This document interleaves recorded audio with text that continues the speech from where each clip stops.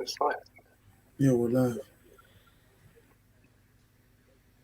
George, we're live.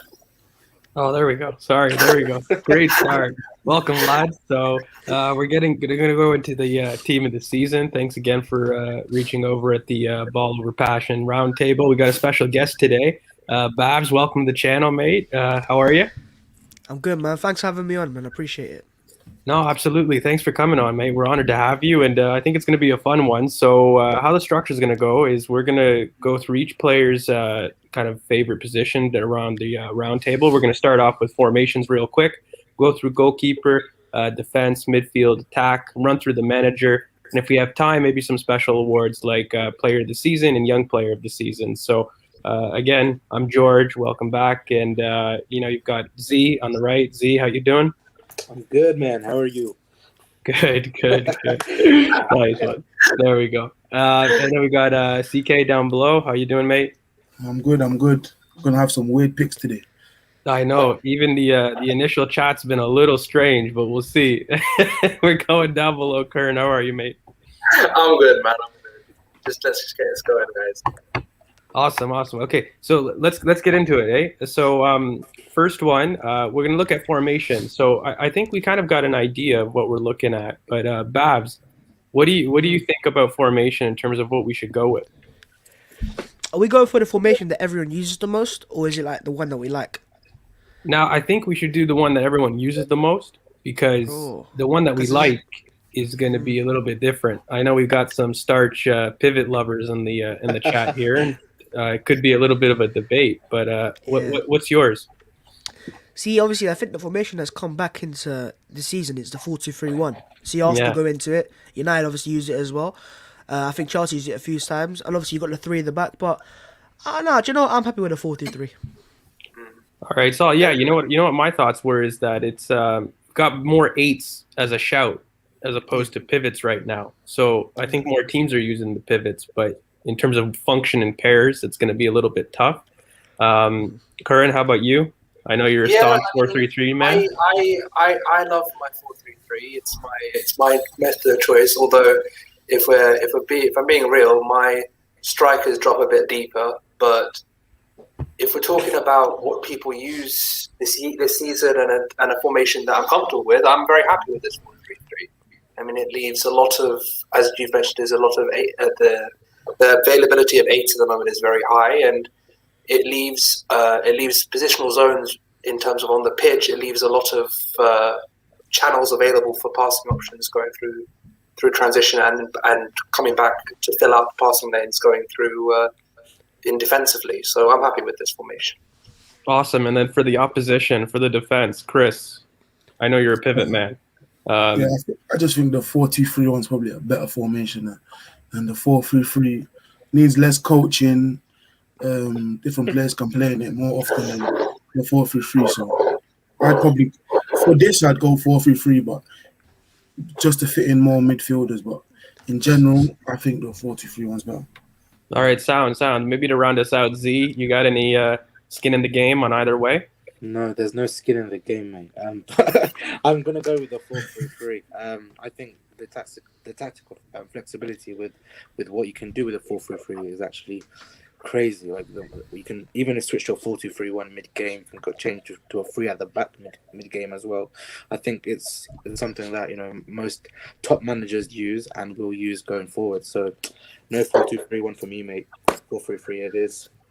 Solid. So I won't get too much into it. We'll have a little window to a little debate on this a little bit later on philosophies. I think it's a good question what way you're going to set up. But I think for what we're going to be looking at right now and who has performed the most in these teams, I think we're looking at eights mainly. So 4-3-3 I think is the way to go. So let's get into it. Goalkeepers. Keepers. I think keepers are actually a struggle in the Premier League, to be honest with you. I'm not confident in very many keepers. Babs, what about you? That's the world market at the moment. There's not a lot of very good keepers up there. It's a market that's quite limited. Keepers and right back, I would argue, are some of the most limited markets right now in world football. But Babs, what do you think about it for the Premier League right now? Who's your top goalkeeper? Yeah, it's a sticky one still because if you think about it, a lot of keepers have made mistakes, even the ones that are highly rated. Hmm. So if I was to go Martinez, he's made mistakes. Ederson's made mistakes. Alisson's made so many mistakes as well. I don't know, man. I'll probably just go Martinez just for the sake because he used to play for Arsenal. Go for the bias. Well, you know what? Yeah, it's a very fair shout, and you bring a good point. I wonder what COVID has done in terms of actually impacting what keepers' concentrations like. A big part of their game is so much on authority, but also claiming crosses from fans, and I think they probably suffer from fan impact the most out of any position. So it's interesting to see kind of how you see Allison, who's so uncharacteristically error prone this year. I would call it error prone. It's been pretty up and down season for him. But Chris, what about you? Do you agree? Is Martinez worthy of being in the conversation? Yeah, he's definitely in the conversation for goalkeeper. I think it's out of him and Edison probably this season. Edison has the most clean sheets again, and I actually think his distribution this year has been better than it's been ever before. So for me, Edison's probably the keeper. Yeah, that's not a bad shout. I think we've seen how much the keeper is being used now in terms of even modern day formations and setups. We're looking at a keeper being more than just claiming crosses and doing the typical stuff. So he's involved in the play. He's involved in the first play phase and the build-up. So not a bad shout at all. Curran, how about you? Where are you at? The reason why I have Martinez is because the fact is that if you look at the defenses in front of them, Edison has Diaz and Stones, and you look at Villa's defense, it doesn't have the same caliber of defender in front of him, and he still produced 15 clean sheets, and he's done very well this season. I mean, I think that in terms of shot stopping and in terms of general command of this area, I would take Martinez. Obviously, Edison has the distribution going for him, and he has an exceptional passing range and range of and ability to pick out people. But in terms of like doing the job as a goalkeeper, I would probably take Martinez myself. Nice. Okay, so Z, you potentially could be the tiebreaker, or maybe I've got the power. What are your thoughts on keeper? Yeah, sure. I mean, to be fair, I agree with all of you guys. I mean, to be fair, Emi Martinez, the defense he has in front of him compared to what, let's say, someone like Edison has in front of him, is quite a bit of a difference, really. And we've seen a lot more, I think, match-winning saves from Emi Martinez compared to Edison, and I think that's just purely down to the difference in quality between Manchester City and Aston Villa. So I'd actually say because of the all-round game, the all-round ability actually, I'd go for Emi Martinez. However, if I had to be given a dark horse, I would have chosen also Robert Sanchez, just because of purely his distribution that I've seen is absolutely immense. But like I said, I'll pick Emi Martinez for sure. Absolutely. You know what? For dark horses, one keeper that deserves a shout for me is Meslier. He's somebody that I'm a big fan of personally in terms of what he could be. I don't think this season he warrants necessarily being up there in the conversation, but he's certainly an exciting keeper that, has probably the best of both worlds when you're looking at authority, command of his box, and distribution. So when you're looking in terms of the future, Meslier could be kind of in the conversation. But yeah, I really do agree with the rest of the lads here, except for Chris. I think Martinez over the course of the season's been much more consistent, really. And so while Ederson's got some traits that are certainly superior and world-class compared to Martinez, I think when you're looking at the overall package, I think Emi Martinez is our guy. So Curran, why don't you plop him up there? I think he deserves his position in our team of the season. And yeah, let's get right into defense. So, where do we start here? I think let's start left back. Let's go from left to right. Babs, what are your thoughts on left backs? Tons of different ways you could do this. Wing backs, or just straight up left backs. Both have been used to great effect this season. Who do you think is your pick? I'd love to go for Kieran Tierney. I can't lie to you guys, but I can't. I'm not that shameless right now. I probably have to go Luke Shaw. from Man United. Because I'll tell you what, I have seen massive increases in levels in his ability, and the quality is shown as well going forwards. I didn't think he had that in his locker. And some of the crosses, the key passes per 90 in terms of chances created, obviously, and overall just the defensive quality as well. I think you can maybe see he needs to still improve on that a little bit because some wingers have caught him out. But going forwards, he's been outstanding. And Robertson's fallen off a little bit as well, unfortunately. And I'm not ever going to go for Ben Chilwell. So, yeah, I'm going to go for Luke Shaw. Yeah, good shout, good shout. You know what I've noticed with Shaw is I think his little burst has come back. I think in the last couple seasons since his injury, I haven't really seen the Southampton of old in him, where it's been a little bit of stop-start. And I think this season, when he gets going, it's very tough to stop him. So, we're gonna go into Chris down below. I would go for Luke Shaw, but I honestly think if Kieran Tierney wasn't injured as much or had a backup, I think Kieran Tierney would definitely have been the best left back in the league. But you can't argue with what Shaw's done for United this season, to be honest. So my left back is Luke Shaw. Alrighty, should we round it out with 3 for 3? Curran, are you a fan of Shaw for this season? Yeah. I mean, I'm with both of the other guys. I mean, my pick is obviously Ben. Nah, just kidding. Luke Shaw. Luke Shaw. It's not even. It's not close. I mean, Chilwell has his moments, and Tierney obviously is there, and no one's mentioned Andy Robertson as well, who, let's be honest, is still an elite left back. But in terms of who's the best fullback, I would say fullback, not just left back this season. It's probably Luke Shaw for me. The pace, his passing range is back, and I feel like he's improved a lot defensively as well. So for me, yeah, Luke Shaw. Nice. Okay, Z, I'm surprised. We're a little bit top 6 dominant. Does Cresswell deserve a shout given West Ham's season and the amount of chances created that he's produced? Is he worthy of the conversation, or do you think Shaw definitely has the edge? No, I actually think Luke Shaw has the edge, and it's probably by a good bit. And it's not just because of how good West Ham's been. I think Manchester United have been very, very dominant this season in terms of the left-hand side. And defensively, he's been really good. And you're right, he's actually got that burst of pace back. And if you guys actually remember, like from 3 or 4 years ago, Luke Shaw actually was one of the fastest players in the league by It was. And I thought he lost that after his injury. But for some reason this season, he looks like he's got that pace back, and it's frightening when you see him run out a player. So honestly, I would have loved to pick Kieran Tierney, but it has to be Luke Shaw. Yeah, you know what? I don't think I'm going to be too controversial. The one thing I'll say on Kieran Tierney is I feel he's had the biggest peak out of any left back in this season when on form. So what I mean by that is in January, when he was back from injury, there was a period, particularly, when we faced West Brom and you're looking at that wonder goal where he made it out of nothing. In that kind of form, you spread that over a season, I think it's far and away. I've had these arguments on Twitter between Shaw, Chilwell, and Kieran Tierney about where their peaks and projections could be. I think you're looking at more of a complete player in Kieran, but you can't discount what Shaw has done over the course of the season. And unfortunately, the best trait is availability. So in that sense, I think Luke Shaw, I'd agree, he is absolutely my left back of the season as well.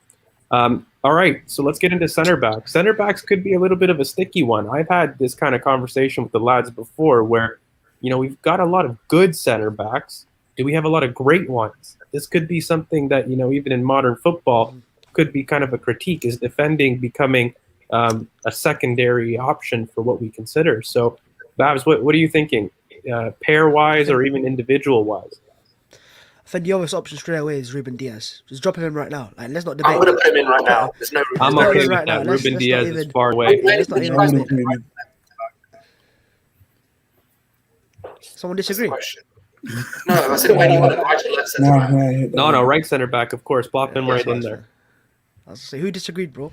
Martin. No one disagreed. I was saying, do you want him right or left centre back? Right, Ruben Diaz, yeah, he goes in straight away. But to partner him, well, you got John Stones, obviously, he's had his moments, to be fair. He's been good for most of it, but he's had some mistakes as well. And other centre backs after that, can't really think of that many, if I'm being really honest. I think Maguire's given shouts, but I don't I rate think Maguire like Fofana that personally. deserves a mention. For Fofana's one, I think. Do you know what? I'd probably go for Fofana. Get that youth in there as well. I mean, Fofana's a good shout, a very good shout. He's been excellent for Leicester. And I think when you're looking at somebody like Ruben Diaz, one of the things that you run into at these team of the seasons, do you go for pairs for the system that we're doing, or do we go for best seasons? And I think for me, you got to go for best seasons when you're talking about kind of team of the season. So Fofana's up there for me. Another one that we could think about, just to throw some names, Lewis Dunk. I'm a big fan of at Brighton. Been really quite solid all season. But Curran, do you guys have any other shouts for center back? I'm surprised no one said John Stones, to be honest. I mean, he's had an excellent season himself. I know it's a very Man City pair, but they both have been excellent. His ball progression, his ability to run to the opposition half, as well as being someone who can defend well, and I would say one of the better defenders in the league for sure. Interesting. I'm a fan of Vestergaard too, of Southampton. I think he deserves a shout. His start of the season, I think he fell off a little bit. If you're looking overall at kind of consistency, the tough thing is I think all of these center backs that we've mentioned, they've had a good 3-4 months. But very few, except for Ruben Diaz, I'd argue, has had a very consistent top end of the season. Z, who do you think has had a more consistent season out of some of the ones we've mentioned between Fofana, Stones, Vestergaard, maybe even Dunk? To be fair, I mean, my pick would have been Harry Maguire out of all of those players, just because I've seen a side of him that we didn't see last season, and that was probably the lack of vulnerability last season. It looked like he was more vulnerable to pace behind him, but this season he's actually commanded that defense really, really well. And I think the only fallback I'd say for Manchester United is probably the set pieces. They've not been the greatest at defending set pieces this season, but I purely because of Manchester United's position within the league table and how many goals have they've conceded, I'd have to say Harry Maguire. Yeah, absolutely. You know what? And people that know my pick of the season, I've picked Harry Maguire in terms of my one of my favorite center backs. I don't love his quality, if I'm being honest. Like I've said, I think there's a lack of real center back quality in the league and in world football. But you can't argue at the whole package with Harry Maguire for me. Mainly when you're looking at both defense and attack, I feel more comfortable Harry Maguire defending set pieces, and I feel more comfortable surrounding him with pace like Shaw and Diaz than I do if I plop John Stones defending 1v1 in isolation. So I've got 2 for Maguire, and we've got a couple shouts for Stones. Wait, who chose Maguire? Me and Z have chosen Maguire. So I think we're going to go with Stones on majority, but Z, I think I agree with you personally. Wait, who chose Saliba? So maybe we'll plop in John Stones. Let's put him left center back. I didn't pick Stones. No, you didn't? I thought you picked. I said Fofana still. Yeah, same. I said Fofana. Oh, did you say Fofana? Yeah. Okay, Curran, what did you say then? I didn't say I wanted Stones. I said I'm surprised no one has said Stones. Personally, I want Maguire, but the point is, I think that if you look at Man United with and without Harry Maguire, they're two very different teams, and the stability they have with Maguire there is something you can't deny. Even with him, they still make a lot of the same mistakes in build-up play. They still suffer on set pieces. So even with Maguire, they've been suspect defensively. I think we have to ignore Manchester United's build-up play. Their build-up play is non-existent. We have to acknowledge that. But the fact is, their defense has been marshalled very, very well with Maguire. You can literally see the difference between him in the team and not in the team. So it has to be Maguire, man. Shaw's the only United player I'd put in this team. Wow, it's controversial, mate. So you know what? We've got a tie. I'm going to give it to our guest. So we've got basically Fofana and Maguire. Who are you having out of the two? So get Maguire out of the conversation, right? Put Fofana in. Okay, so you know what? I'm happy to not put United players in there. So All right, let's put Fofana in. These are, Yeah, this you is look. my- I don't think it's a horrible shout. Let's put it that way. Like we said, I think center backs are a really tough conversation, right? You're looking at stuff that I don't think we've had a dominant leader without Van Dijk in there. You don't have a clear and away leader. I think it's really the only one. You know, Diaz has been excellent, but I think he's been the best out of a really bad bunch. Which it's not to slight Diaz. I think he's a great player, but I think when you're looking at a crop, you know, there is no standout player there. So. Let's move on to right back. Another tricky position, you know. Babs, who are you having as your best right back of the season? Definitely no Arsenal player. Sad, man. Right backs. Wan-Bissaka?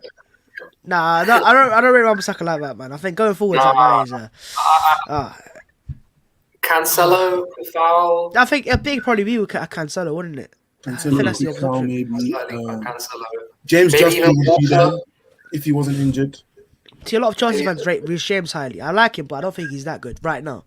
I don't think he's team of the season worthy. I don't think he's yeah, a yeah. great season like that. I think if you watch Cancelo playing that first half of the season, he was on fire. Like, Yeah. He was doing everything you want from a right back and playing in midfield as well, going forwards, getting goals. Yeah. I think he's the most complete right back in the league. I think that's a I very love good point. Trent I as was well, going to but- say, in terms of completeness about what you could do with Cancelo, I think the possibilities are endless. So if you want to have this, you know, inverted midfield role, Even that's played the left back a position. lot. But you know, he's perfectly Exactly. fine on the touchline, operating if you want him to. So, so I Yeah. guess Babs, you're going with Cancelo. I'm going Cancelo. Yep. Alrighty, CK, who are you going with? Well, for me, it's Cancelo for me, but I was really debating between him and Wan-Bissaka because Wan-Bissaka has been very poor offensively, very decent defensively, and I will not put another Manchester United player in there because You keep saying that. yes, I do. And only Luke Shaw will be in my team. Only Luke Shaw, and my right back is Kufal. Kufal.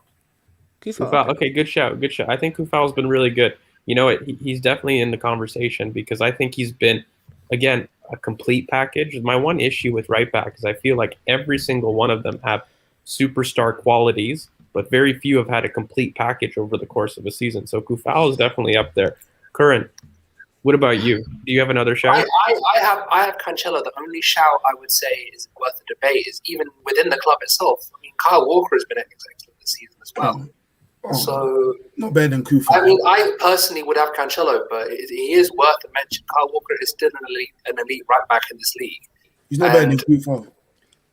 He is better than Kufal. Oh my god. He is better than Kufal. The pace, the ability on the ball, the ability to defend, he's better than The ability Kufal. on the ball. They got Cancelo because he was struggling playing inverted. Yeah, it depends on the position. It depends on the role you give them, obviously. But Let's move on in from terms this. of if you're talking side to side, same role, I would take Kyle Walker any day. Not this season, Kufal. Kufal's been better this season. All right. Well, I'm going to break up this little difference. Z, hopefully you can quell the fears. Are you going Cancelo? Is it going to be a straight swoop, or do you have anybody else in mind? I can't believe none of you guys have chosen Reece James. You guys don't think he's been great this season? I think he's actually owned that right back, right centre back position for Chelsea, and he's actually probably given Chelsea a right back for the next 10 years. And for me, he's the pick of the bunch. He should be that starting right back in the team this season. But if you think He's very someone good. like Cancelo who could operate in different roles within the team is a good right back for yourself, go ahead. But for me, But Reece I think Yeah. James has been better at right centre back recently than when he played right back. And we can't forget, this is a 4-3. You want an inverted right back coming into midfield. Exactly. Think about systems. So get Cancelo in there. Yeah, absolutely. Wan-Bissaka And you don't have know the what? facilities for that. Neither does Yeah, sorry, go Bring ahead. him Zach. in. Bring him in. Let's go Yeah. in. I think I think Cancelo is not bad. I'll just round it out in terms of Wow. Reece James. You know what? I'd argue he's had another one of those players that had an excellent half of the season, as Yeah. opposed to a full season. I think he really struggled at the beginning of the season. When you're looking at an overall package, I love Reece James. I think he's one of the best right backs in the league. Absolutely, I think he deserves that shout and he deserves that mention. But when you're looking at the package, you're looking at who's the impact on the team. Cancelo as well for what he does for Man City. I think arguably he's won them games purely because of his versatility. And while Reese has done excellently under a specific system, he hasn't done great over the course of a season. So yeah, Cancelo is definitely my right back of the season as well. Okay. Yeah, it's fun. Yeah, go for it, Z. No, I was just going to say, like, I think maybe I went off on a tangent there, but I feel like Reece James probably is going to be the best right back in the next Going to be, years. yeah, probably. Yeah, Yeah. he will be. I think He will be, but I think he needs to find Yeah. a system that works for him. And he needs to be able to settle into position as well, because I think with that Chelsea team, they rotate from a 3 at the back to 4-2-3-1 too much. He doesn't have a set role as it was. He needs to find whether he's a wing back or he's a right back or he's a right centre back. So I think that's the main thing for me. I think he's another one that could end up in midfield. Though I think he's got exceptional midfield qualities. I think we just have to see where he ends up, really. But yeah. I don't know. I think athletically, look, if you're looking, like personally, I have him as a pure right back, attacking outlet down the wing. I would operate him how I would love to have him here. I think the athletic qualities, you can't dispute them. But yeah, I think it's time to kind of move on, especially since we haven't picked him. Let's get into midfield. So this is where it gets a little dicey. So let's maybe just focus on the anchor a little bit too, because I think there's been tons of great eights this season. So if you're going to anchor yourself, who do you think has been the best defensive midfielder or screener of the back four this season, Babs? Look, you can obviously go for Ndidi, but I'm going to go for Rodri. Jeez. Really? Okay. I think he's been top draw. Every time I'm watching him play, he's excelled, man. He's controlling the midfield. He's been better this season. Interesting. Okay, so we've got a shout for Rodri. I've actually, controversially, I actually think Rodri has struggled a little bit this season. I think when they really wanted to do well in Europe and they actually have the bottom line, I think Pep trusts Fernandinho a little bit more. Now, I don't think he's been in the conversation for team of the season. For me, I've got another name in mind that's already popped up in the comments. But Chris, who's your anchor of the season? Mine's far and away Declan Rice. You've seen the drop-off in West Ham since he got injured. West Ham are maybe even struggling to get... No, they've got sixth, but they might not even get it from Spurs, might take it from them. But Declan Rice has been a leader, like 21, 22, led West Ham to... People thought they could get top 4 earlier in the season. So Declan Rice has definitely been the best in my opinion. Nice. Just to answer one of the questions in the comments, no, the player doesn't have to play at a base. For us, we are doing the best, kind of anchor, whether that's in a pivot or not. I know we've chosen a 4-3-3, but yeah, let us know your shouts if they are in a pivot. Curran, are you on the Declan Rice train as well? He's very good. He's very good, and I do see the argument for Rice. I do see the argument for Rodri. I mean, the only other player that I can think of that is worthy of this conversation is probably Wilfred Ndidi. I think he's been very, very influential for Leicester this season. He's someone that if you have a midfield three, you know that Ndidi will be there to be able to clean up at the back. But if I'm talking who I would pick, it would probably be Declan Rice as well. Okay. Yeah, so we've got a Xhaka mention. You know what? The only thing I will say on Granite is he divides opinion. So when you look at pure numbers, you cannot argue with his output. I have always grouped him as a 7 out of 10 player. And what I mean by that is he's a good player. Is he great? I don't know. I don't know if he will push you to win your major honors, but he is certainly always available. And when he does play, you cannot doubt the influence, So I do think Granit Xhaka is definitely a shout. Z, is he worthy of getting a little Arsenal player in here? Is he our chance of getting somebody in there? 2 words, no chance. I do. Yeah. He's a Jorginho fan if you didn't know, guys. I'm a J5 fan. Dead player, bro. That's just agenda on Twitter. Let's ignore that. But I'd say Declan Rice has to be there, just purely because he's that type of player that can transform a team, and he's done that for West Ham. He's done that for West Ham, where He's made that team look from a mid-table 10 kind of team to a team that can actually compete in Europe if that team stays put. Another one that I would have gone with probably a dark horse. Again, it might seem like I have a Chelsea bias, even though I'm an Arsenal fan, but I would have gone with N'Golo Kante, 100%. I think he's actually had a very good second half of the season. He's probably one of the big best parts of Chelsea's midfield, and you can see their defensive stats. They've been really, really good, and look, they're up there in the table in the Champions League final. So yeah, I think N'Golo Kante would have been there for a shout, but because all of you guys have chosen Declan Rice, I don't want to lose again. So yeah, I'll choose Declan Rice too. Yeah, you know what? Just to get my skin in the game, everybody knows I love Declan Rice. Declan Rice is my clear and away best anchor of the season. You know, it's not just what he's given West Ham in terms of making them a contender for top four. I think looking at the pure quality of the player, you've got to look at what he gives both offensively, defensively, and every single third of the pitch. I don't think you can fault him in terms of his impact. If he's having a bad game, his pure presence makes sure that they're solid. And for me, I always look at a player at their worst and what that impact is on the team. For me, if Rodri or any one of these teams have a bad game, they're not influential in the game. If Declan has a bad game, even on the ball, he's still there or thereabouts on impact. So for me, Declan's in there. Again, Z, I kind of agree with you. Conte definitely deserves a shout in the conversation, but he runs a Reece James problem where I think since Tuchel's come in, we've seen the best. But over a course of a season, I got to give it to Rice. So I'm happy with doing that. Now, this is the tough one. Here we go. There has been tons of phenomenal eights, and you know what? It's really weird about how you want to play these eights. You know, you want to talk about is Phil Foden a midfielder? Is he attacker? We don't really know the amount of stuff that he's played. Babs, what are you saying in terms of eights or center midfielders? Because we've got a bunch now. This is where it gets interesting. Yeah, you got the obvious options like Souček, for example. He's had a good season. Bruno Fernandes has had a good season as well, I guess, stats-wise. You could go for Kevin De Bruyne's idol, Emile Smith-Rowe, potentially. Let's say De Bruyne's idol.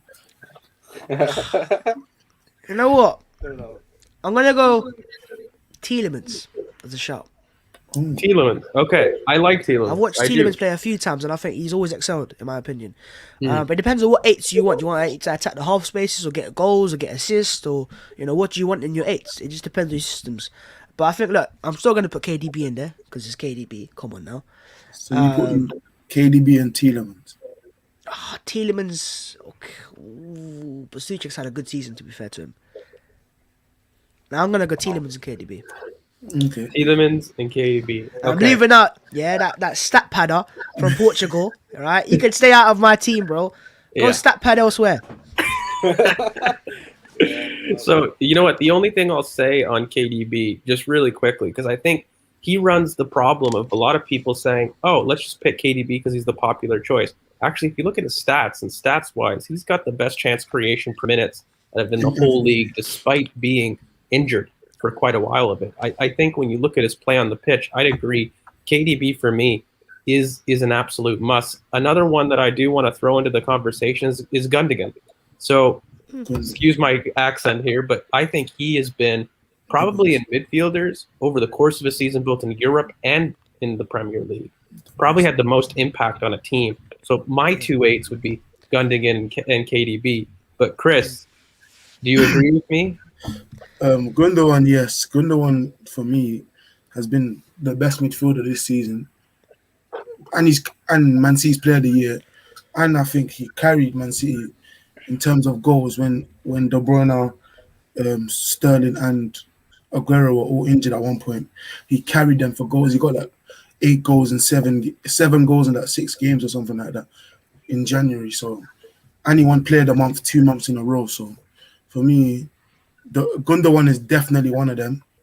I don't think De Bruyne deserves to be there because he hasn't been good all season, and he was injured for a period of it. So my other one may have to be that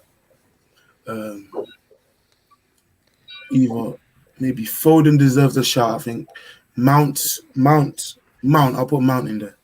Mount and Gundogan.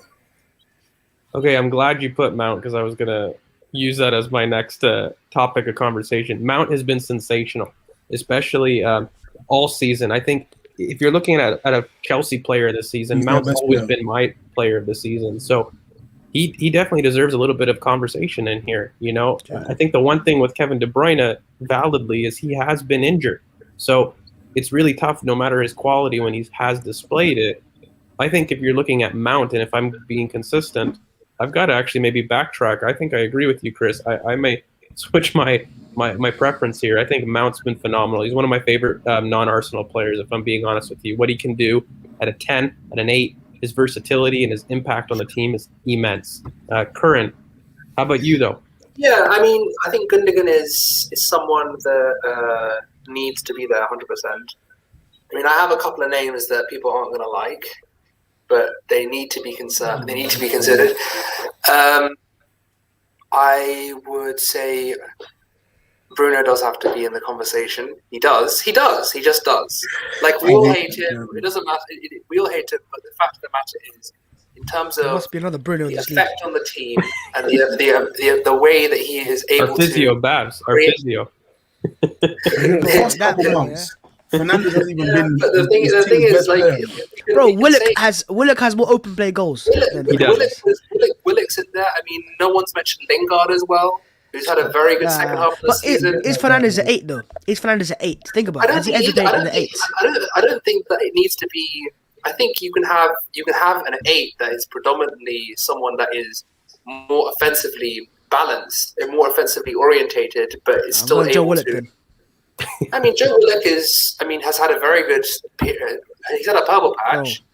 He's been bad. He's been bad in 2021. I'm going to be real. It'd probably be Gundogan and Mount as well. But but these are other names that you need to consider as well. So You might as well put in Gundogan now. There's already done. yeah, Gundogan is definitely going in there. I mean, We'll just do it for Z. But so, Curran, you're going Mount as well, though, like us. yeah, I'm going Mount as well. But I wanted to make sure that we did mention some of these other players because they've had extremely good seasons. Yeah. What do you think of Ceballos? Less said, the better. So Better Fernandes. okay, so Z, you're gonna round this Genuine out. facts. You gotta maybe break the tie because I think we do have Mount. 3 shouts for Mount. Are you as high on Mount as some of the others on the panel? Anybody that follows me on Twitter, they know I'm a massive fan of Mason Mount. That's purely because of what he brings to the team and goals and assists. On top of that, he's a big game player, and that's exactly what you need. You need to get to the top. Not against Arsenal, though. Exactly. I personally wouldn't pick Bruno Fernandes just because I know if I was to choose Gundogan and Mount, they would bring the same amount of goals, but and we're seeing Bruno Fernandes' stats inflated just purely because he's taken majority of the penalties and the amount of penalties Manchester United Play him get up front. Corners. is crazy. No, I wouldn't even play him up front, man. It's a waste of space there as well. So. Bruno won't even be on the bench for me. Yeah, Bro, United fans are disliking this video right now. I'm just saying. Oh, 100%. Who cares? Okay, so yeah, go on, Z. Do you have anything else? Gundogan and Mason Mount for me, absolutely. Okay, yeah. So I'm gonna be real quick with this.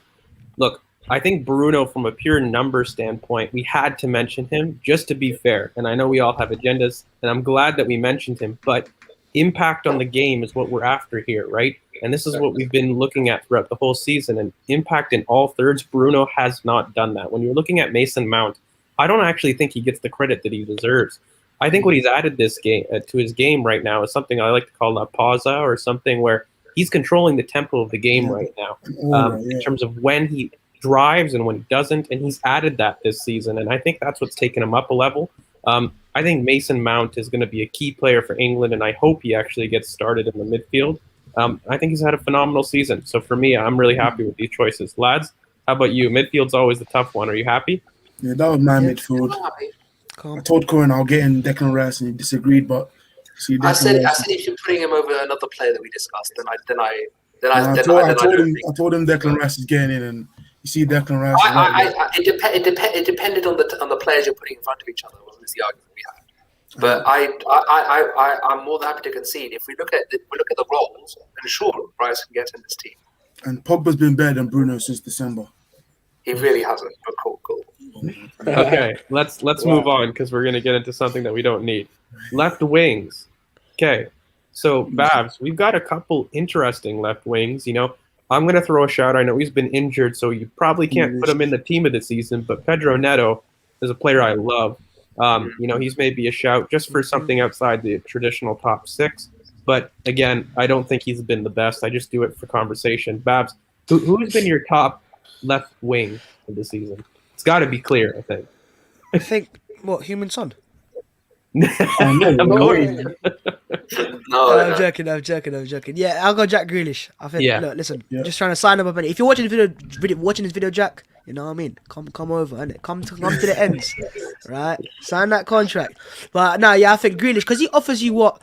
He's what you want from a winger, innit? He comes inside, he can come out wide when he's got great dribbling, great ball retention, he gets goals and he gets assists as well. And I think chances created wise, I think he's second despite missing quite a bit of the season. So yeah, I think Grealish for me. But Son deserves a shout. He's got 17 goals. Absolutely, yeah. Son, in terms of even when you're looking at something like a 4-3-3, how we're going to operate here, he's that wing forward profile. For me, Son didn't carry the same clinical edge all season that he did actually the season before. I think if we were talking the season before, I'd be up there with you. In terms of this season, I got to agree, Babs. Jack Grealish has been among the best players of the entire league for a while. His impact on the game is quite clear. I'm going to put my stake in Jack Grealish right away. He was the first pick that I picked when I had my season a couple of weeks back. So, Chris, how about you? Are you on board with Jack Grealish? Yeah, definitely over Son. Son started the season well, to be honest. He's probably the best player in the league. Like the first couple of weeks of the season, he scored like a lot, like 10 goals maybe before 2021 or something. So him and Kane together started the season well, but he fell off a lot in 2021. And Jack Grealish has been carrying his team. And you seen Villa fell to like maybe 13th, 14th when Jack Grealish got injured. So Jack Grealish is definitely the best for me. But I think Foden deserves a shot for the second half of the season. Absolutely. Phil Foden's been unbelievable. You know, everybody knows that I love Phil Foden as well. In terms of what he could offer you, I do think he's best in a central role. And so I think for me, just in pure trying to fit people in, we could have him in the conversation, maybe at striker, how Pep uses him. But he definitely deserves a shout for being in there because of his output, and also what he's done in the Champions League, too. You know, he's been really influential for City in terms of dragging them out when they really needed it. And, you know, he gives you everything, stamina. I still would go with Grealish in terms of pure output and what his impact for the team is. I think Foden does run the risk of being great in a great team, whereas Jack Grealish is a superstar on a poor team, and he is the go-to reference constantly. It can work for and against you, but still with Jack. But Curran, how about yourself? No, I've got Foden because what I would say to everyone on the panel and watching is you have to look at it as a season. And Jack Grealish, as we said before, availability is the best quality. And if you can't be available for 38 games and produce that high an output, I think Phil Foden has really had a better season than him. If you look at the key moments that Phil Foden has been involved in throughout the season, you think about his ability to get out of tight spaces, his passing ability, his ability to get into the box and score goals when he's needed to. I really cannot look. If you guys follow me on Twitter or you guys are very interested in me, I want Grealish at the Emirates. Come to the carpet, Jack. It's fine. It's calm. Let's get him here. I'm all on board with it. I love Jack Grealish. But if you're looking at objectively, you have to really want to get Phil Foden in there. I completely 100% will back Phil Foden on this one. Do you think Grealish started the season better? It's not. But it's a 38-game season. Yeah, I know. It's all well starting the season well. But if you talk about Foden is arguably one of the top 1 or 2 players in a title-winning team and a team that's in the Champions League final. No, he's not top 2. this season, it's Gundogan and him have been the main performers in that team. Diaz. Diaz as well. So top three. No, sorry. but look, Curran, you know what? I'll back you up on this. I love Phil Foden, and in terms of output, I'm still not putting him over Jack Grealish, but I will say he deserves this debate because Foden has been absolutely immense. I think, in terms of output and even his impact on the team, when you combine those qualities, I think Phil has probably got the more complete package. Yeah. I'm looking for a little bit more output on the team, and I think Grealish actually has a lot more chance created per 90. That's what I would say. Whereas Phil, I think, has the better output. So for you, it's kind of a debate between output maybe and then impact on the team. So that's where these maybe you can help us with this kind of tiebreaker. With availability, he's only played 2 more games. This is the thing. He's playing at that is exactly pretty much the same league, the same level as Grealish. Yeah, it's not like he's been injured. He's been available. Grealish has been more consistent over the whole season. He's been injured. Foden, recently, but before that. Yeah, recently, but from the start of the season till he got injured, he was definitely better. And then I wouldn't disagree with that. But what I would say is, if you're going to say over the entire season, I want Foden. So the tough thing is, I'll just try to. I'm going to move this over. I'm going to call Big Daddy George and stopping the little debate. We're going to go to Z. Z, maybe you can round us out here. Do you have a stake in this game? To be fair, I'm just looking at it from a creative perspective. I've seen Mount and Foden play together for England, and this from my opinion, anyways, I saw that England were still struggling to create clear-cut chances, and that's where I think Grealish could come in. We've already seen Grealish's stats. He's created the most, second most chances in the Premier League, and what Grealish would bring to this team is beyond goals and assists. I think he could literally hold his own on the left-hand side, and he could come in and create those passes to the players, that probably Foden wouldn't be able to. I think Foden is a very left-sided player, and he's left-footed as well. And putting him on the left kind of restricts how I see this team playing. So ultimately, I would actually go for Grealish. I don't know about you. Look, I'm not one to go against the grain, but if we want Grealish, I'll put Grealish down. Look, the one thing I will say, lads, I think this is the first position that we had a genuine debate for, if I'm really being honest with you.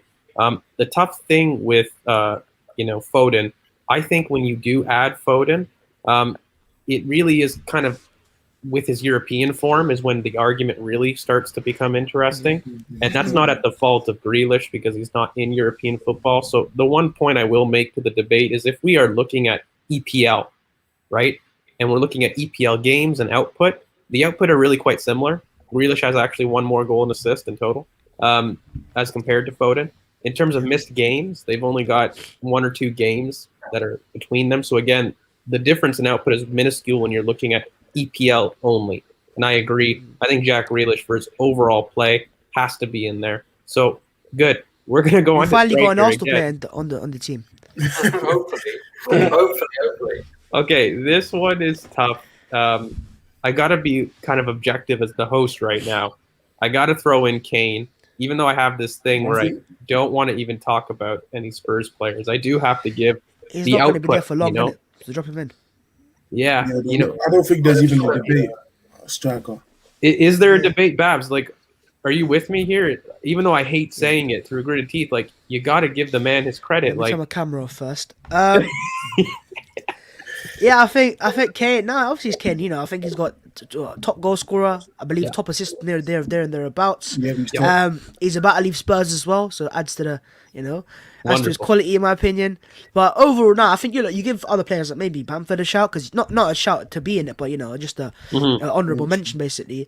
Watkins has been good as well. There's been quite a few good English strikers as well ultimately, but Kane's just been the best by a country mile, even the best. Yeah, absolutely. Just to agree with that comment that's just been put down, there has been a lot of strikers that do deserve mention. Dominic Calvert-Lewin is been revolutionary this year in his ability to really get in the air and really dominate aerially. I think he's a great striker. Patrick Bamford, his ability to linking with his players to play in that lead system has been very well. And Ollie Watkins as well has been very good. Even Jamie Vardy still had a good season. He's not been. It's not as been. Nacho as well. Yeah, Ian he Nacho. actually ended the season probably the best Nacho. striker. Very well. I mean, you can look at players. I mean, there's who else? I think that's pretty. It's the only ones that come to mind. But there have Well, been a lot Lacazette. of. Oh my god. Lacazette's had a good season for him. Like 13 he's goals. not in this For him. conversation, but he's had a better season than half the season before. He's not in this conversation though. Go on. Yeah, no. Look, again, like Hector and others, the less said about Lacazette, the better. No, come on, man. No, I can't. Respect Lacazette, bro. I can't. I struggled. But look, Chris, you guys have been quite clear. I think Kane. The tough thing with this is we're trying to be objective and saying let's shout some other names. Let's give them their plaudits. But for me, Kane has been clear in terms of it's just literally the most clear shout that we could give in this team of the season. Do you agree? Most goals. I think he has 20, 21. 22, I think it is. 20 goals, 22 goals. Most assists, he has 13, and he's had the most assists for a long time. I actually think his brother's got most assist. You think After that little back heel that wasn't his back heel. He's got the most assist now, I think. Yeah. I mean, he's also a very dirty player, let's be real. Oh yeah. Look, you know what? For whatever he is, though, we have to understand his impact on Spurs, and I would argue Kane has for absolutely seasons done this. It's not even Kept just them this in the season. If top you want to half. look at output, He's put Son in the conversation for left wing. If it wasn't for his chance creation and the amount of chances he was giving Son early I in the think that's a season. bit unfair to Son. Son is a very good finisher. No. Yeah, Son is a very She good rates Son, finisher. that's all it is. I think Son's a good player, but Yeah, go on, say it. Son's definitely benefited from Kane play. But the That's what I'm first saying. bit, go on, say it again. I And think look, Son's a lads, good the player. only thing I'll say, because I don't want to get into a Spurs debate. We don't need that here. I agree with this, by the way. But with Kane, the big thing too is we're looking also at our system and look at those players too in terms of how they would impact together. I think having somebody that drops in like that is kind of key for what we're looking for in profile, but also in terms of output. Z, are you as clear as the panel here? Is Kane just one of those that you can't debate? Just plop him in. Yeah, I mean, to be fair, we have to look at consistency. Otherwise, there would have been other shouts like Dominic Calvert. I don't even know his full name now. DCL. Bamford. Lewandowski. Surprised you're not saying Werner, Z. Oh, What God. about Eddie? Yeah, Eddie and Kenty are there as well. Scoring equalizers last minute, man. Against Fulham. Yeah, I'm telling you, man, that's hard, isn't it? Call him up. Man, Cavani scored against Fulham, it's the greatest goal ever, but when Eddie Nketiah scores, no one talks about it. Lads, the only thing that I'll do is like He's the one that we haven't mentioned. the only thing I'll do, just to be fair, is what about Danny Ings? He's had an excellent season as well, and probably deserved a England shout. Again, I'm trying to do this objective thing. I think Kane is so clear, but is Ings in the conversation? Yes, We've not definitely. We've not Yeah. spoken about Inacho as well from Leicester. He's had an amazing second half of the Yeah, season. mentioned it. So, but the ultimate fact comes to consistency, and Kane has been great from the first game of the season up until now, and that's why he's clear out of all of them. To be fair, He's been very good in that 6-1 win against Manchester United. Yeah. Okay, Especially- lads, I think we're all here. That's probably the easiest shout we're gonna have in the whole season. Right wing. Okay, right wing. Right wing's a weird one. So Willian. I've got a lot of good players here. Yeah. And for me, there is one answer for right wing as well, but I'm going to save that for last. Babs, what do you think to round out our team here? Who is your right wing? William. It can't be Willian, for sure. Are you sure?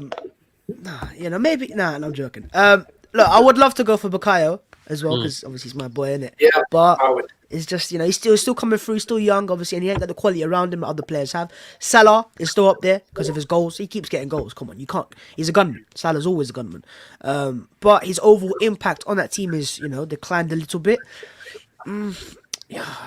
Rashford deserves a shout. Let's not forget Rashford either. He's had a good season. No. He does deserve a shout.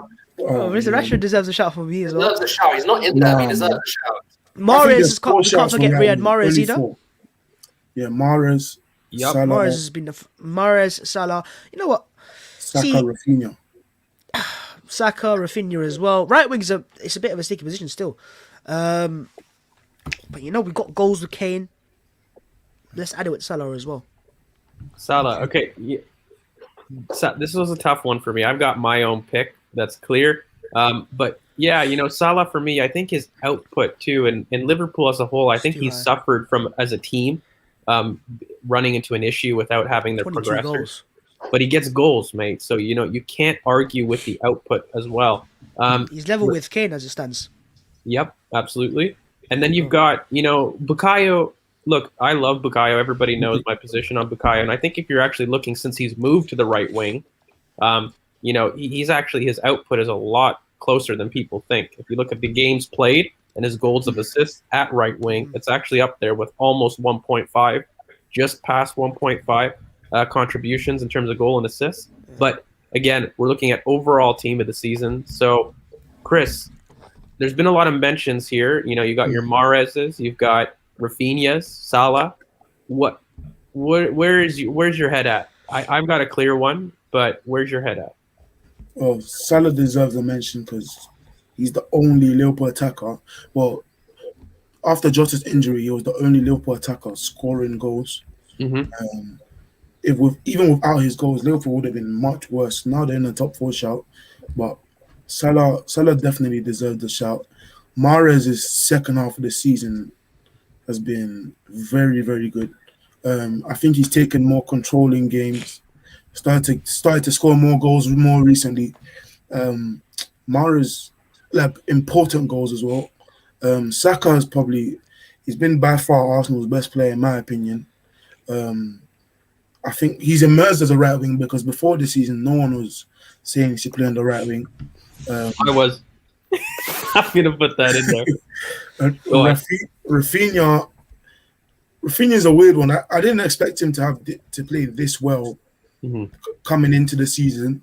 Him and Bamford have developed a good partnership, and he's done very well for someone who's playing at Leeds. My pure bias, if it was just pure bias, I'd pick Saka, but I'll actually go Mahrez. Mahrez, okay. So I think for me, they're the two candidates, really. We've got 1 and 1. Curran, are you going to break the tie here? Do you got a favorite? I personally want Mahrez, but I want to give Rafinha a very good shout out because he's been in that Leeds team. He's been very, very good this season, along with Bamford. They've both been very, very good, and Leeds are going to finish top half of the season, and Rafinha is a massive reason why they are going to finish top half of the season. And if you're talking about someone, the output, the speed, the ability to dribble with the ball, I do like Rafinha. But for me, Mahrez, you have to be putting up there. You have to really be thinking about it and really saying, okay, in terms of a production in an elite team, it's Riyad Mahrez for me. No, okay, yeah. So I think Chris just likes to argue with Curran. It's amazing. Yeah, I love it. Z. So sorry, Curran. What did you say again? I have short-term memory. Mahrez. You're Mahrez. Okay, so we've got 2 for Mahrez, 1 for Salah. Z. Are you going to be tied here? Or do you have another shout that's kind of an out there? No, I think it's clear. It has to be Mahrez. It would have been between Salah or Mahrez. But I would go with Mahrez just because of the effect of Man City. The effect he's had on Manchester City season. He's actually, enabled them to actually win the league. I think alongside all the other players like Gundogan, he's been one of their best players, and obviously he's carried them to the Champions League final, and he will make sure that they win the Champions League as well. So hopefully, Mahrez. Well, So I think on democracy, we're going to have to go Mahrez. But the one thing I'll say, and I'll make the point is, I think Salah has had a better EPL season, whereas Mahrez has had a better season. I actually think Mahrez is the better player, personally. But if I'm looking at EPL, and I'm looking and I'm doing EPL shouts, I've got to put personally Salah. Like I'm with Bab here. If you have a good team around you like Mahrez does, you're going to perform better. Salah's had an underperforming team around him. Like, look at Mane on the other side; he's completely dropped off. Firmino as well, and the midfielders and the right back Trent's dropped off a little bit as well. So Salah's kept his levels. 22 goals is no. That's, You're not wrong, you know. You might be. I might be a bit. and if they get into the top 4, it'll be all because of Salah. Yeah. 22 goals. I'm probably being swayed by Mahrez's late goals in that. I'm being Champions League. swayed by If his you're gonna go Champions late goals, League we'll go form. Nicolas Pepe then. No, I think Reserve it for Mahrez Nicolas is- Pepe. Mahrez is probably recency bias. If Yeah, you I pick- think Mohamed Salah. I might me switch as well. to. Did you Have switch we to done Salah? it? Colin? Have we switched it? Z, are you Colin, on are you board switching? with I think this? it's 1M. There you go. Wait, Karen, are you switching? I'm switching to Salah. Yeah, I'll stay Mahrez. And also think I'll about this stay team. Mahrez. Kane's dropping off deeper. Salah's making runs in behind. That's what you want. Yeah, no. You don't want Mahrez coming to feet. What's Wade? If Karen's picking Mahrez, if Karen's picking Salah, I'll pick Mahrez. There you go. Oh my days. Okay, Yeah. Z. So what- Are, no, are no you Pepe in for this shots. last minute change? No, We may Pepe actually have a shots. switch Yeah, of majority Oh, here. why not, No, man? man. No, of course I'm not Get him out of here. I'm not weak. No, Mahrez has to be it. But Yeah, I'll pick Okay, Mahrez. No, well, but I'll tell you why I switched. I switched because the fact is this is an EPL team of the season. It's not about the season as a whole. And if you're talking about EPL, Salah has had a greater impact on the season in the EPL than Mahrez has for City. And I think And if we counted Europe, Pepe would if we definitely haven't deserve done a it's shout. definitely Mahrez. Give it a shout. Pepe Pepe's would had deserve 11 a goals and shout for his assists games- this year. His games against Dundalk, he performed very well. Yeah. He got a lot of goals and assists. No, but I'm talking about, okay. okay, forget that, right? This year, it's 2021, he's got 11 goals and assists. And that's obviously knockouts in Premier League. Yeah, he's been good. He's been good. He's been good. I mean, Put respect on my boy, man. We're gonna get into We're coming for you next year, Salah. Don't worry. innit? We're coming. No, very quickly about Pepe is I think we have to look at him in terms of what's going to happen next season. A lot this next season is going to be the season where we really Next find season out. we have to. I'm begging Arsenal next season. Please. Let me put some in players. contention. I want All to I'm put gonna some say, players. all I'm gonna say, right, is Pepe's last season before he exploded at Lille, he had 14 goals. He has 14 goals this season.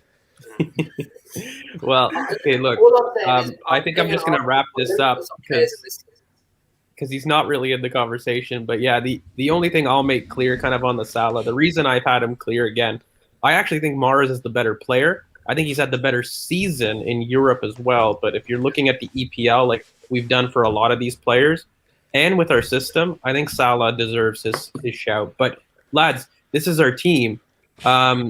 So Babs, what are you thinking overall? Let's maybe do just a quick run through of this. You know, you've got Martinez in goal, Luke Shaw, Fofana, Diaz, and Cancelo as your back line. I think you've got a great midfield here. Gundogan, Rice, and Mount has everything that you want. And that front line, it's got creativity, runners, goals galore. Do you think this is a pretty good representation of the team of the season? Yeah, no, excluding Pepe, I think it's a great team. Awesome. Chris, how about you? Do you got any criticism how we got there in the end? No, that's the team I would have. That's mainly the team I would have chosen. Maybe Edison instead of Martinez, but Martinez is maybe on par. I think it's a very good team. It's probably arguably the best team you could make. Curran, how about you? Are you happy with where it ended? I'm still. I mean, the only. I mean, we saw in the show, but for me, the only issue I have is no Foden.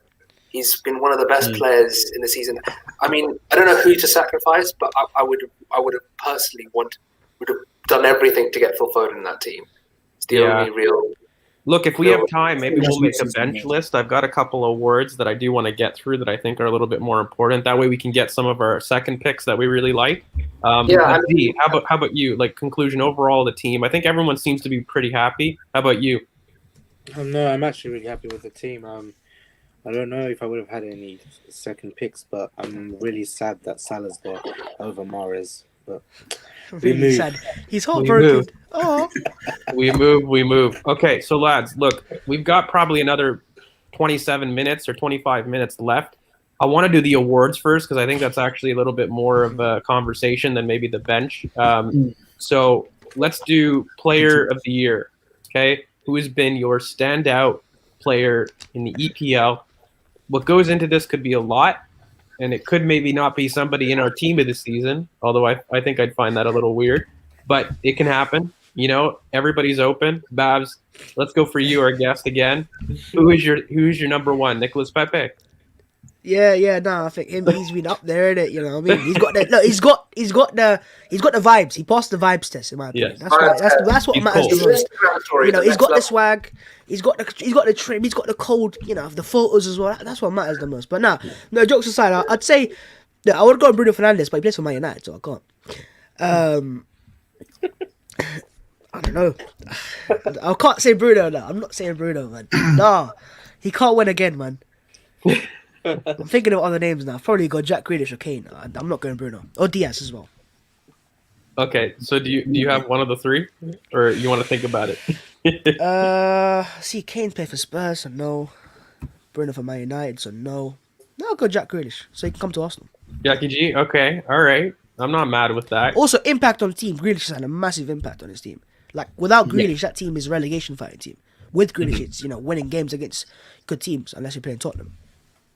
And it's tough because without Kane, Spurs are probably mid-table too. But Chris, we're gonna see that next season. Don't worry. Yeah, absolutely. Chris, what about you, mate? I think Kane being the top scorer and top assister deserves a big shout. I wouldn't pick him because that's a generic choice. I like going hipster, as people say. Kane's the grain. I'll probably pick Gundogan. Gundogan's for me, he's been the best. A cliche, but the best player on the best team. So for me, Gundogan, his goals were so important in January and February. Gundogan's my player of the season. How you been a hipster choosing Gundogan? Everyone's saying Grealish. Bro, who's Gundogan, man? It's Gundogan. Oh, come on. If I was really being hipster, I'd pick someone else, but there's no point in picking someone else.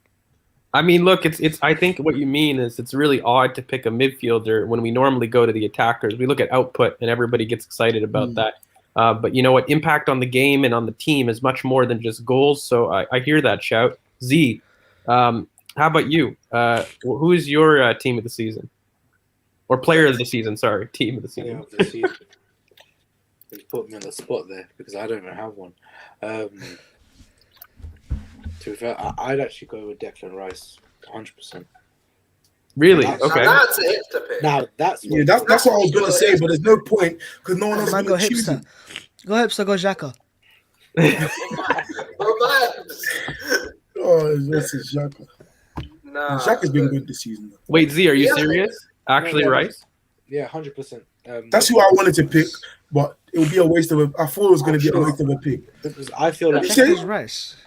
Oh, man. Wait. You shut up, man. What are you talking about? If you're going to impact on team, you might as well go on Emil Smith Rowe. Shut up. Yeah. No. Lads. Smith Rowe. Look, you know what? I'll Throw him on bring my some bench. stats. Hold on. I'll bring some stats because I think, Babs, you make a good point. If you're looking at impact on the team, Arsenal's win percentage with Emil Smith Rowe playing is 69%. Without Emil Smith Rowe, 27%. There you go.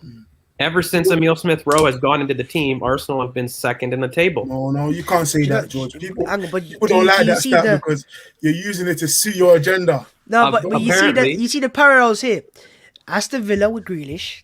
Yep. You know, with Grealish they're great. Without Grealish they're poor. Arsenal with Smith Rowe we're great. Without Smith Rowe we're poor. You know what I mean? It's mirroring. Look, we're man. doing It's a meant little to be- we're doing a little bit of bants. We actually, lads, before people hammer us in the comments, we don't think Emil Smith Rowe is, our player of the season. But Nah, look, that's Pepe for me. yeah, exactly. Oh, my goodness. Or Ceballos. But look, so Z, you're at Declan Rice, right? yeah, you're good, definitely. Now, if you pick Declan Rice, then I'll pick him as well. Oh, really? Oh, Okay. Declan Rice. Oh, come That's on, who I man. actually wanted because its impact on the team. Bro. is that no one expected West Ham to be top half. A lot of people even thought they'd maybe even finish, get relegated. I didn't think that, but some people did. Like Chelsea Rory thought West Ham would get relegated. I think Declan Rice's impact on West Ham is probably the biggest impact anyone's had on a team. Okay, so I can't believe this. Curran, are you gonna do a tiebreaker or? No, you're all wrong. It's You're gonna say Ruben Bruno. Diaz. It's Oh, quite clear Ruben Diaz. Oh, Ruben no. Diaz's effect on that Man City defense they were the whole point. The whole reason why they didn't win the league last year was the fact is their defense was shaky. Boring. It wasn't as They conceded more goals this season than last season, no? Yeah, they did. Yeah, Last season they also struggled to score. Yes, they did also struggle to score, but the difference is if you take the comparisons away from you can't. This season is not exactly a normal season, is it? We can't really. This season is a bubble season. There's a lot of different factors going on in the season.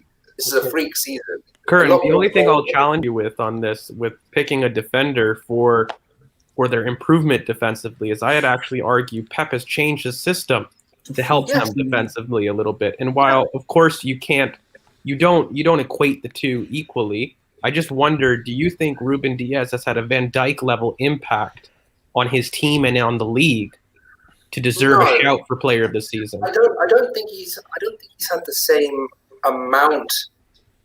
Well, come on. Let's put it this way: if you look at Van Dijk's first season, you look at Ruben Diaz's first season. Just look at it. Just look at their first seasons. I mean, sure, Van Dijk came in January, so it means it's a bit different. But when you have when you have a player who has been so has produced a leader in that defensive line, organizationally, ability of one-on-one defending, ability to organize their defense, and their ability to play the ball forward and distribute the ball into good areas for their team. Ruben Diaz may win a treble this year. Let's be real. Not a real trouble. I'd argue with that. Not a real trouble. It is still a trouble, and he still maybe they're the favorites for the Champions League. No, I'd argue because I still think Manchester City would have won the league without Diaz. Yeah, I don't think so. I don't think so. So you think the way Liverpool dropped off, if Man City? No, look, honestly. But they won a title before with Stones and Laporte, so why can't they do it again? So who do you think would have won it if Diaz didn't come? I don't know the answer to that, but I would say it'd be a lot closer. I think it'll be a lot closer. United have been improving a lot this season, and at one point they were gaining on City. Yeah, remember how poorly City started? United. Yeah, you know what?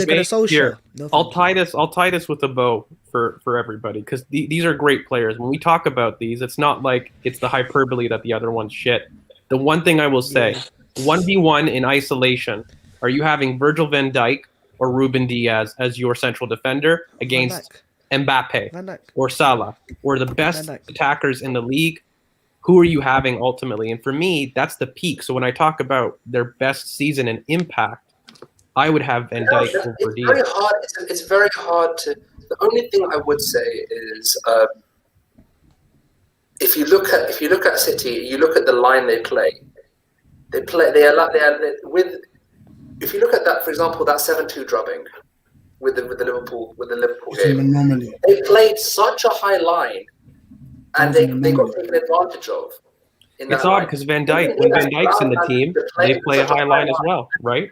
No, Van Dijk was there for that game. That game was an anomaly. It wasn't an anomaly, but if you actually analyze that game, the reason they got caught out so often is because of the line they were playing. Ruben Diaz allows them to play a much higher line and still be defensively sound. They lost 5-2 with Ruben Diaz, did they not?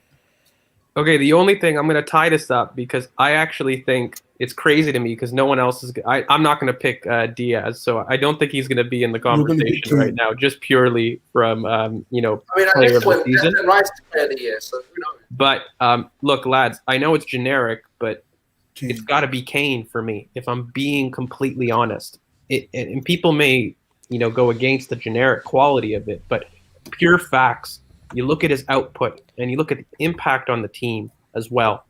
There's nobody that has dragged Spurs to relevancy as much as Kane. There's nobody that has dragged, consistently at output levels as Kane. He has been the best player in terms of output. He's been the most impact on the team. Whenever he's out, Spurs are mid-table. So when you look at it in terms of also performance level in the Premier League, right? Not over the season, but in the Premier League, I unfortunately do have to give Kane probably as my player of the season in terms of what he's done. But just to round it out, because we may actually give it to Declan Rice based on majority here, which is crazy to me. But Babs, you're still on Jack Grealish, right? You want to make one last case for it, which I think you have a good one. You know what? I'll give it to Kane. Yeah? You'll come with me? Spurs. Oh, that was hard to say that. I know. And you know what? Look, so maybe we've got a tie. Look, current. If it's out of Rice and Kane, I'm gonna have. You're making me give Harry Kane Player of the Season. What are you doing to me, Spurs players, man. Don't get twisted. What do you mean like Spurs players? I can appreciate quality. He's accused you, bro. I hate the team, that's a massive accusation you've just given him. Bro, you like Spurs players. Rice and Harry Kane. What are you meant to do here? Oh my days. Okay, so look, Chris, Z, do you guys have any last minute? Or are you guys sticking strong with Declan Rice? Sticking strong. Oh God, that was confidence, Z. So Z's in there with Declan Rice. Chris? Declan Rice has had just as much of an impact on his team than as Kane, in my opinion. Has it resulted in Who more would you rather wins? have at Arsenal, though? Here's the argument. Here's the argument I would have. It's not just Declan the Rice. impact on their team. You don't have Rice over Kane at Arsenal. To sign for Arsenal. So you want to see Lacazette over Kane? No, I'd prefer to see Rice and Partey together than I prefer to see. With Lacazette up front. No, Lacazette up front would get someone else. No, it's okay. Balogun's gonna start, lads. Okay, look. So honestly, though, so Chris, the one argument I would pose here, I think both have massive impacts on their teams respectively. You cannot argue this, right? Whose impact though has won them more games? Has it been Rice for West Ham, or has it been Spurs for Kane? Okay, as a direct impact, Kane, but Yeah. Rice's leadership isn't something you can put down in numbers, in my opinion. Could you say the same for Kane? Both England captain, Spurs captain. I'm not gonna pick Kane over Rice. I would not pick a Spurs player over. You're in the minority. Declan Rice. Regardless, we've got 3 versus 2. You think Son's most class, don't you? Okay, Z. Have you heard the arguments? Have you been swayed? Have you come to the dark side, or are you standing strong? No, there's no dark side. The only good side is Declan Rice. You can't say you love Arsenal through and through and then go. I can't pick Kane. No, I can't, man. Okay. Yeah, but he's not going to be for Spurs for that much longer, innit? Agent Kane's leaving soon. Yeah, but Absolutely. if you were to sign one, if I be actually honest, if we were to sign one of Kane or Rice, I'd probably pick Kane. Oh, there you go. So you're coming to the side now, innit? Yeah, but Right, with that our job, lads. All right, we did it. Lads, you know what? I'm happy because you know what? I think we've got a pretty good team. Look, let's tie this with a bow. Current pick Kane, so I can't pick him. From The a point majority. is, let me just get this in. This is the ball over passion podcast. Okay, we are here to look at things objectively. Okay, and Kane. If the argument is Kane and Rice, I'm picking Kane. I'm sorry, I don't care if he gets in your feelings. No. That's what it is. Look, the only thing that I'll wrap this you up love with Spurs, a bow. don't you? You love Spurs. Look, Chris. So I'll wrap this up with a bow, lads. Look, they're all great players here. We're not saying anybody's shit, but I think from pure democracy, let's go for it. Kane is our player of the season. I'm happy with that. I hate hearing it, man. Let's move on quickly. Just past it. It's objective. So young player of the season. Look, now, lads, I have a lot to say here. I'm going to try to respect my responsibility as host. I've got a clear choice, and I will back it to the hill. Babs, don't worry about it. That's the end. Babs, who is young player of the season? Listen, you got shouts. Strikers like Nketiah deserves a shout, in my opinion. Ultimately, listen, you have to give it to my star boy. There's 2 star boys, to be fair. Let's not forget that. There's 2 star boys. Smith Rowe, Saka, right? But the way Saka is... look, people say goals and assists are, but his goals and assists aren't the greatest. Watch him play week in, week out. And look how important he is to where he's played. Left back, left wing back, right wing back, right winger, centre midfielder. He's played centre attacker midfielder as well. How many positions does this guy have to play for you to see how quality this player actually is? And I think overall, there's impact on the Arsenal team. Now, people will say Foden, but Foden plays in a team which allows him to play the way he wants to play, with freedom, right, and experience and winners next to him. Saka doesn't have that, and yet he still carried Arsenal in so many games. So I'm gonna go Bukayo Saka. Excellent choice. And cough. Like I may have had this, but And I expect the same from all of you as well. By the way. Yep. Yeah, For sure. you know what I mean? That's 2 Look already. closely now. I'm onto you, man. Let me say, Saka. Chris, Don't disappoint me, please. It won't be. So I'm gonna say all the shouts of the people I think deserve a mention. I think Okay. Saka, Mason Mount definitely, Phil Foden, Declan Rice, Pedro Neto before he got injured. Does James Justin qualify? James, Yeah, he's he's 20. young. yeah, I'll give it Justin. to you. I think I'll give it to Saka, but everyone else is probably gonna pick him, so it's a waste. So I'll just say Declan Rice. Mate, back your choice. Don't go against the grain for Declan being Rice. against the grain. Come on, Over Saka.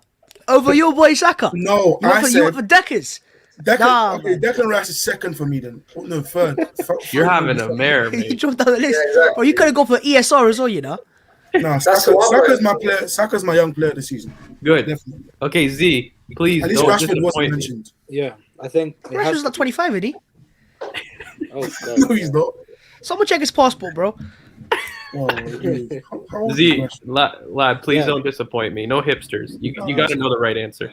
I think it has to be Saka, and Yeah, we can give shout outs to Phil Foden, Mason Mount, but for me, what Saka has done is probably I've not seen any other player do, and it's basically him showing the ability to, thrive in different zones on the pitch, on the left, in the middle, on the right. He was even played as a right wing back at some point this season, Mount hasn't been better than Saka.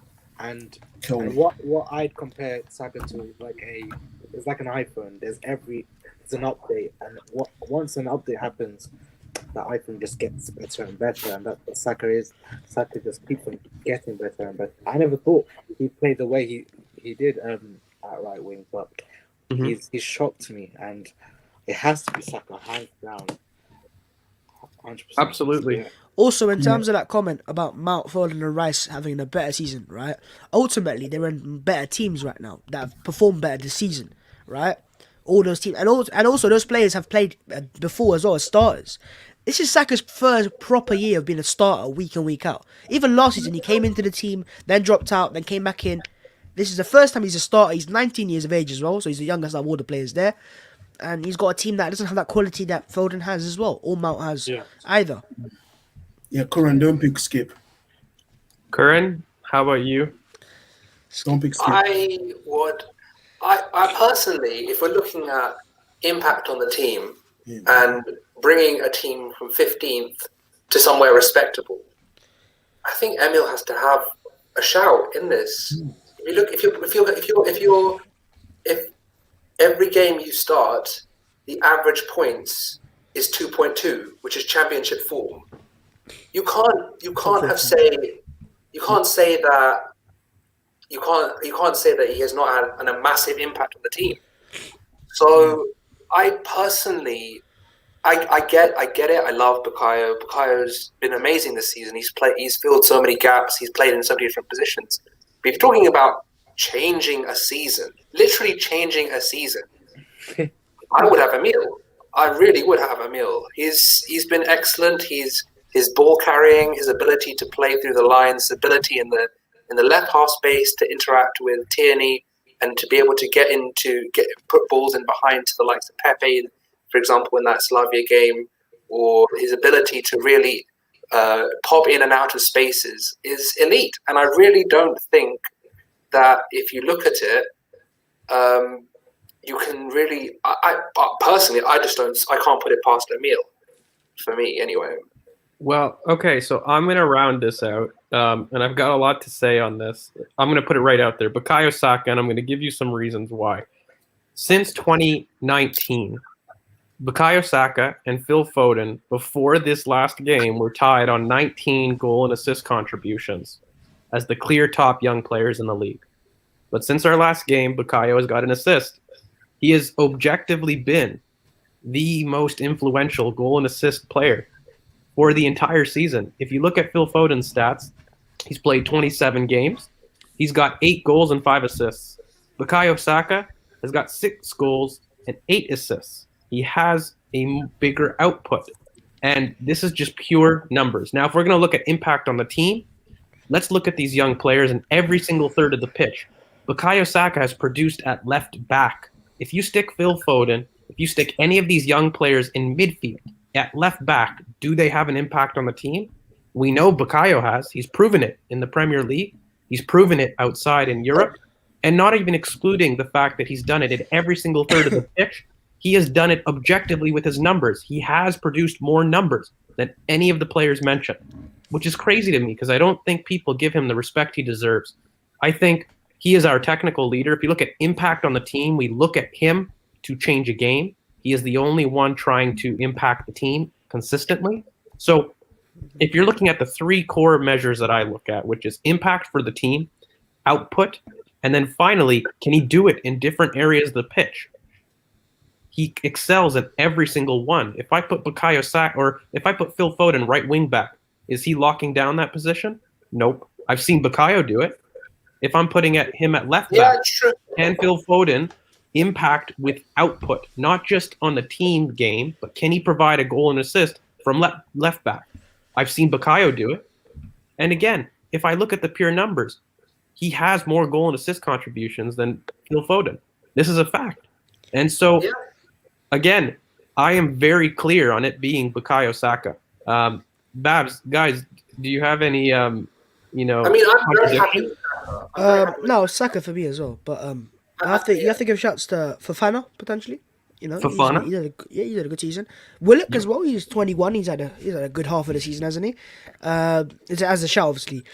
But I just think Saka. Look, but I will say one thing. Neto's impact on Wolves has been massive as well. For that injury. Injured, yeah. And maybe if he'd stayed fit, he might have, also been maybe over Saka. But listen, he's not. Unfortunately, Saka's fit, and I'm going for Saka, my star boy. Okay. Are we all kind of unanimous on this in terms of Bukayo Saka? Yeah, Bukayo Saka. Mentioned him a little bit, but I'm happy with Saka. I'm happy Curran pick someone else though. Okay, so maybe Current, if what we can do, if we can actually, and again, just Calway, again, it's most goal and assist contributions. It's not goal contributions, it's goal and assists. That's what I was making the point on. But let's maybe round out our picks, see how we're doing for some closing thoughts because we've only got a couple more minutes left. One left.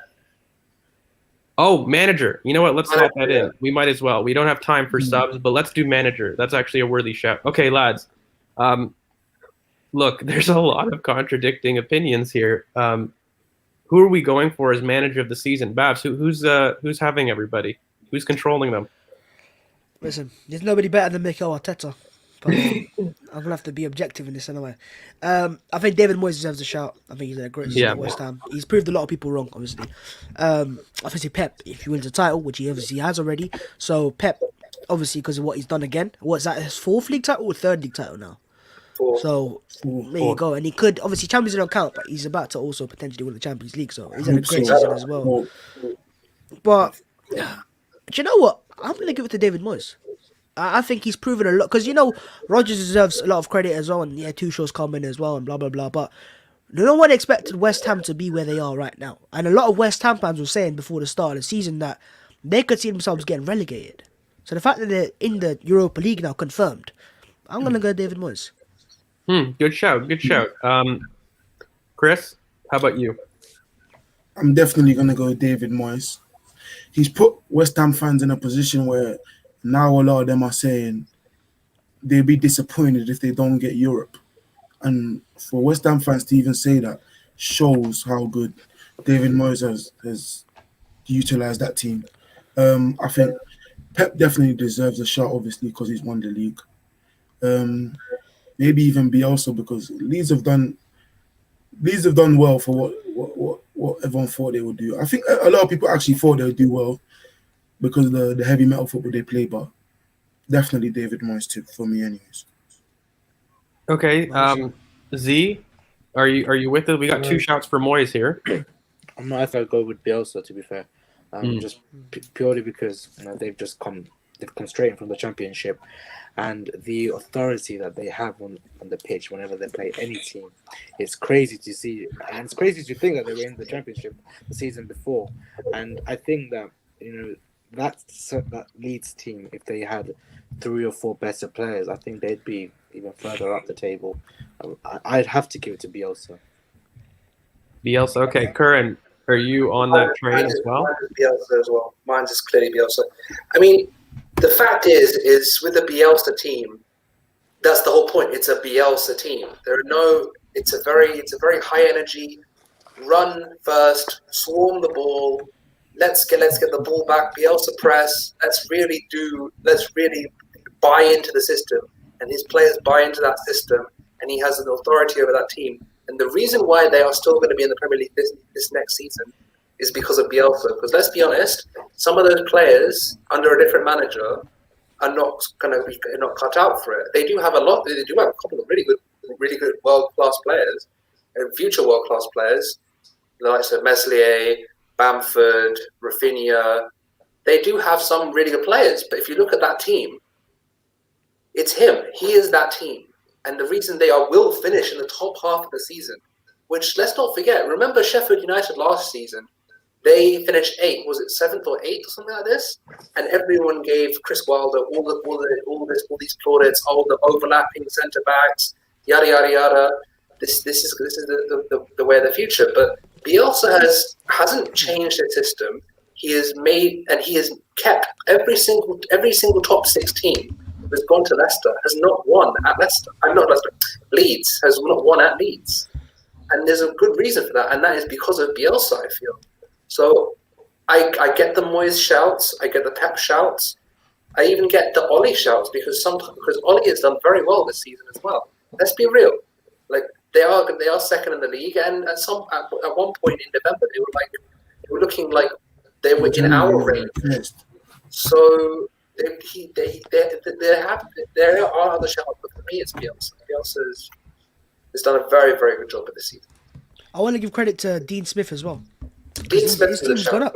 His team's gone from relegation, just narrowly missing our relegation, to now top half or near about top half. What about? Like I know, it's a bit of a hip to take, but the way that Newcastle recovered with Willow, like they went from relegation. I'd give that to Joe Willock. No, give it to him. Their fans hate him. Some Newcastle fans I'm speaking to hate the fact they're staying up because Steve Bruce is staying. I get that, but the point I'm making is from where they were to getting almost double the amount of points and Sheffield United. That change has come after. I think they employed new coaches that came in when Willock came in as well. So that change has come when they've of course. Let me get this straight. I'm not saying it should be.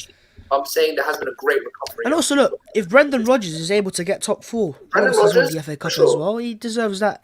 Like, if he gets Leicester, this is the 3rd season in a row where Leicester, or 2nd at least, where Leicester have challenged for top 4, and they were there for the most of the season anyway. I don't think they should have even been battling for the 4th that they are now. We've basically got. Let me round this out. We've got a couple, kind of shouts that deserve mention outside the traditional. We got your Dean Smith, Bielsa, and Moyes, who I think carry probably the biggest arguments from the ones that we've discussed, particularly from their impact on the team. If we're looking purely, where did you see them finishing at the start and where have they performed?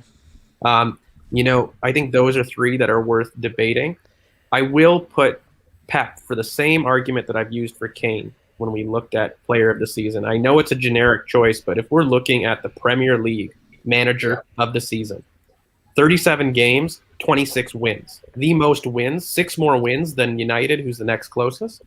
If you're looking at their impact on Europe and where they are, they're also in a Champions League final. So when you combine both output, but also what he's done, I think changing the system, which I don't think many people look at as quite different.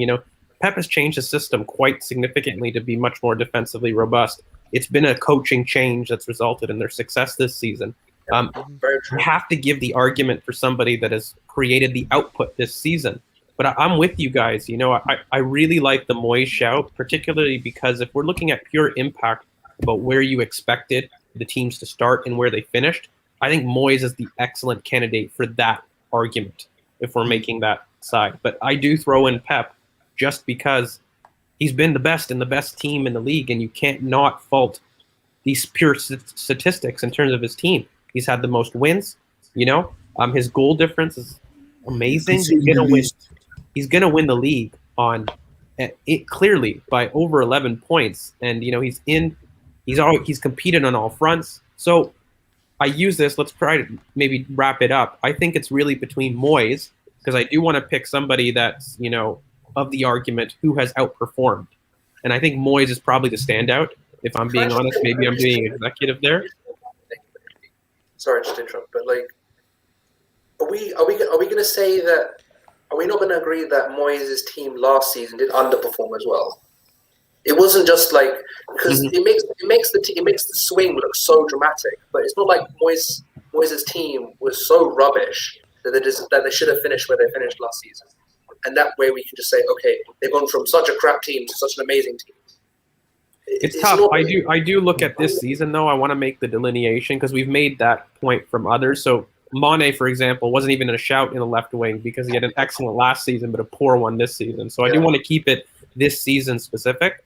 And from this season, if you were to look at West Ham, if you were to look at Leeds, and you were to look at Aston Villa, and then you were to look at their output in the table, I'd argue Moyes is higher, and the gap between what you thought they would be to where they actually are is highest with West Ham and Moyes. So, for example, I think Leeds, everybody expected them maybe not to get relegated, but would be a good mid-table team. I think Aston Villa, everyone thought they could be in trouble, but they should be enough to have a mid-table team. I think West Ham, to be challenging for top 4 and certainly a position in top 6 guaranteed, after being quite a mid-table team expectation, is probably the biggest jump in places. But maybe I'm wrong. What do you guys think? No, I can. I don't have any. I can make my peace. The only thing I would say is the only thing I would say for Bielsa is that Bielsa is not something that you can say, can he replicate it next season? Bielsa has a system that he's perfected and made sure that is what has worked against a lot of the top teams in this league. And I would say Bielsa, but I'm more than happy to say Moyes because this West Ham team. The only pushback I'll say on Bielsa, and I don't do it, and even Dean Smith, is just to let everyone know, they both have 15 losses this season, whereas West Ham has 11. And that's in the Premier League, right? Like out of 37. Yeah. So it seems like just in terms of pure output, if again we're doing the Premier League standpoints, I think that Moyes probably has to be your candidate for the one that's overachieved. So we agree Moyes is manager of the season. Yeah, I can agree with Moyes, for sure. Okay. Awesome. Is Pep deserving? Is there a debate, or are we all bored on Moyes, lads? Is there anybody? I'm happy with Moyes. It's Moyes. Then Oli deserves a mention, but Moyes. Yeah, Z. Moisey. Okay. I'm happy with that. Maybe we can just do a little quick roundup. Curran, you want to pop up the team of the season just for lads, and then we can go through the awards. This is going to be our team of the season as voted by the lads. Thanks again. I think this is a great team. We're going to put it up on Twitter. Please like, comment, subscribe, and please put your comments if you disagree with any of the choices. We'd love to kind of interact. Please let us know where we got it wrong, where we got it right. Our manager for this is David Moyes. And then our player of the season is going to be Kane up top, probably our captain, unfortunately. Let's move on. But then young player of the season going to end up for us has been Bukayo Saka. So again, if you disagree with any of the choices, please comment below what you'd like. I would like to really extend a really great thank you to Babs for coming on, mate. I hope you enjoyed it. We loved having you. No worries, man. Appreciate it, man. Thanks for having me on. And maybe can you shout your socials just so everyone can